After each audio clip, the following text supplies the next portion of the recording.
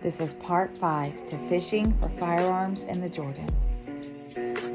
Catherine Jordan performed gunpowder tests on the clothing of Calvin Ellison per the request of State Prosecutor Mark Post and logged her findings on 2 clothing worksheets. Look at the software stamp above where it states 4/14/2008 and how she notated a date change of 04/04/08. She indicated on the clothing worksheet for the front of the shirt a grease test was performed indicating the presence of 2 GP particulates and notes. Red mud and grass fibers cover front of t-shirt. Why doesn't she reference any blood was found? On the clothing worksheet for the back of the shirt, she indicates that targets were shot to determine when guns stopped depositing GP and that the 3 cartridges found in magazines submitted with firearm item 7 were used for this testing. We found it rather peculiar that she would use the 3 cartridges contained in the magazine for a test performed in 2008 and after the case was closed, when she indicated on her reports in December of 2007 that she used those same 3 cartridges found in the magazine. How are there now 6 cartridges in the magazine that she used for these tests when there were only 3 submitted? There are many other reports where she indicated she performed these supposed tests for the clothing and gunpowder deposit that showed that there was an original date stamp of April 14, 2008, with which Catherine Jordan again altered the date to indicate that these tests were performed on 04/04/08. You can also see that her username as Jordan C is listed on that stamp.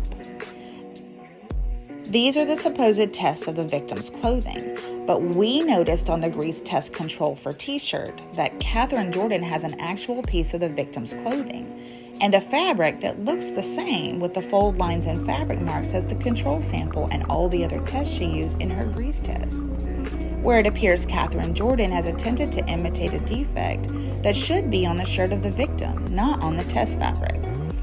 Notice in the autopsy photo of Calvin Ellison that in these black and white photos, which all evidence in the case file was black and white photocopies except for the gun confiscation, the blue shirt indicated on Dr. Eisenstadt's autopsy report shows as dark black, and it is seen as dark black next to the gray control samples.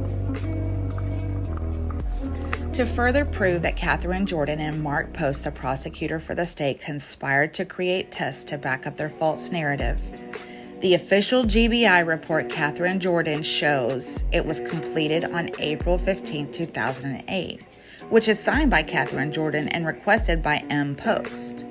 It no longer has the entries listed for the individual cartridges as on the official GBI report for 12/6/2007.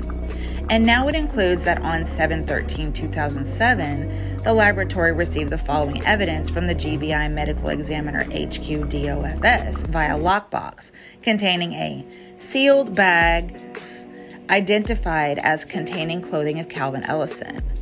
Why was this not on the original report if it was provided before the report dated December 6, 2007?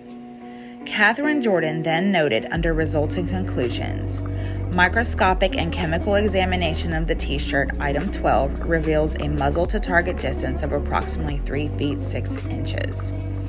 How could she state this when the photo of the gunshot wound shows a very distinct barrel imprint, and Dr. Eisenstadt even stated that there was a 1/8 inch rim of abrasion, which we explained in Medical Examiner Mud Skipper can only be present if the barrel of the gun is pressed against the skin. We concluded that Calvin Ellison was murdered by gunshot wound. However, with all the discrepancies and attempts proven in this series of perjury, fabrication, and falsification, we believe that someone else pulled that trigger and shot Calvin Ellison to frame Roger Lee Baker Jr.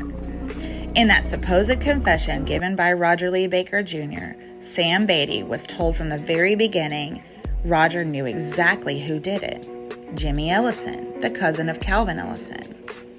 Roger Lee Baker Jr. said Jimmy Ellison had a .22 caliber handgun.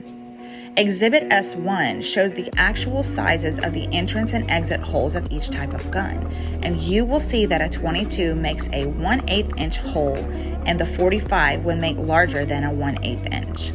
You can also see this in bullet comparison 1, where the 45 exit wound would be closer to an inch in size. However, Dr. Eisenstadt stated that the exit wound was 1/16 of an inch. The question then becomes, in light of all this new evidence, why had these agents from the Georgia Bureau of Investigation worked so hard to frame Roger Lee Baker Jr. for a crime he never committed?